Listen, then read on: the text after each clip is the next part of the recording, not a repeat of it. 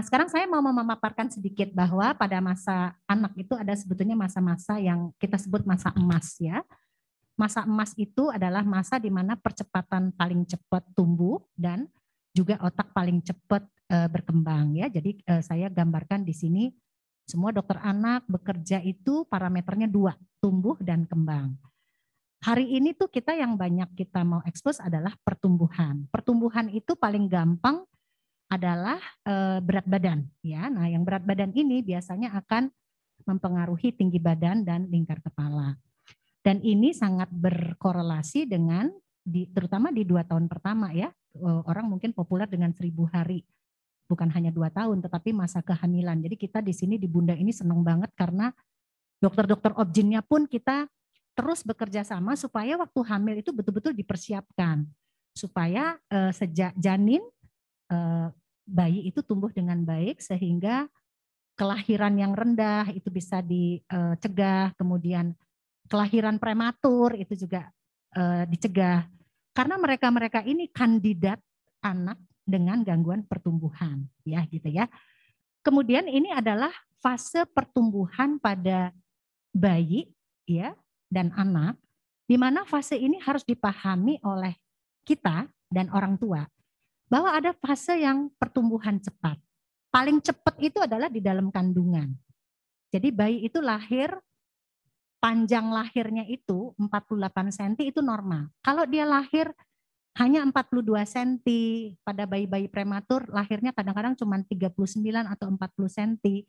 Artinya sebetulnya janin itu punya resiko untuk mengalami gangguan pertumbuhan. Nah, setelah lahir ada fase cepat lagi, yaitu di 2 tahun. 1 tahun pertama itu fasenya lebih cepat dari di usia 2 tahun. Nah, setelah itu bayi itu atau anak itu biasanya fasenya lebih lambat daripada yang 1-2 tahun itu. Nah, di sini sebetulnya yang kita mau memainkan dan kita harus monitor dengan baik pertumbuhan itu. Kenapa? Karena menyusui itu justru susah di awal. Kalau di awal kita bisa mempersiapkan dengan baik, mestinya di 6 bulan pertama, itu di mana fase pertumbuhan paling cepat, itu kita bisa memanfaatkan. Nah kemudian 6-12 bulan itu bukan hanya ASI saja yang penting, tetapi makanan pendamping. Jadi artinya ini di sini kita terus aja edukasi orang tua, karena memang di tangan orang tua itu nasib pertumbuhan anak terjadi. Di samping ada tahap-tahap pertumbuhan, ada fase-fase yang juga harus diketahui orang tua bahwa kegiatan makan adalah satu kegiatan belajar. Jadi walaupun nanti kita Grovato itu ya mirip lah cair juga gitu ya. Slide Mas, coba diklik sekali lagi. Tetap anak itu perlu latihan gitu. Nah, kalau sudah di atas 1 tahun, sebetulnya kita harus mulai berpikir. Nah, Grovato ini sebetulnya adalah hasil perenungan gitu ya, karena di kamar praktek itu paling susah itu nyuruh anak-anak yang menyusui itu begitu nggak mau makan, biasanya pemberian susu itu agak membuat bisa mengejar berat badan yang berpengaruh terhadap tinggi badan. Dan advice ini sangat sulit dikerjakan pada ibu-ibu yang bayinya tidak suka susu atau anaknya tidak suka susu. Sebetulnya itu tidak masalah kalau dia pintar makan. Nah masalahnya makan pun dia tidak pinter, itu masalahnya. Jadi kalau bayinya berat lahirnya 3 kilo, kita harap dia umur 1 tahun itu sekitar 9-10 kilo. Kalau panjang lahirnya 48, kira-kira dia kalau tambah 1,5 lahir atau 25 cm itu 72 sampai 75 cm.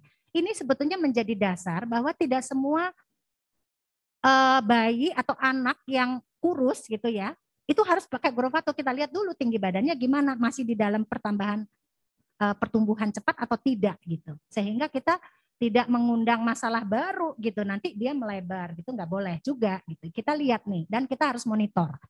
Sekali lagi harus dievaluasi. Kemudian ada juga yang namanya tinggi potensi genetik. Ini memang bagaimana anak itu, boleh diklik Mas, tinggi badan ayahnya berapa, tinggi badan ibunya berapa, anaknya laki perempuan atau laki atau perempuan, itu sebetulnya juga harus kita pertimbangkan. Tetapi sebetulnya kalau orang tuanya kecil, ya, kita bisa membuat anak itu bertumbuh lebih tinggi dari bapak atau ibunya kalau kita memanfaatkan fase-fase cepat itu. Terutama di satu tahun pertama pemberian ASI dan MPASI harus bagus. Tahap kedua adalah di 1-2 tahun yang berikutnya, di mana di sana percepatan tinggi lebih tinggi daripada di 3 tahun bahkan di 4 tahun ke atas. Kecepatan tumbuh di 1 tahun pertama rata-rata per tahun 25 cm. Jadi kalau di sini kita bikin bayinya ngebut berat badannya, itu toleransi untuk melebar itu pasti lebih kecil. Kenapa? Karena dia masih ada percepatan tumbuh yang tertinggi dibandingkan di 2 tahun atau 3 tahun. Tahun kedua sebetulnya kita masih punya kesempatan walaupun itu separuh dari tahun pertama, yaitu 13-14 cm. Nah di tahun kedua ketiga ini sebetulnya lebih pelan tapi lumayan, masih sedikit agak cepat dibandingkan di 4 tahun ke atas. Makanya kami di Rumah Sakit Bunda nih senang banget karena timnya banyak. Kalau di 1 tahun pertama itu semua dokter anak bisa mengerjakan. Di 1-2 tahun kedua itu semua dokter anak harusnya juga bisa mengerjakan. Kalau kita ngerti bahwa apa sih kelemahan dan kekuatan dari anak itu sendiri, pasti ada rahasianya. Nah, dalam kesempatan ini saya berpesan pada semua orang tua di sini, menyusui itu program yang sangat baik. Sangat baik bila berat badannya naik. Kalau dia tidak naik, apalagi anaknya sudah di atas setahun, itu kita harus mulai putar otak gimana caranya supaya dia tidak hilang masa percepatan tumbuh ini.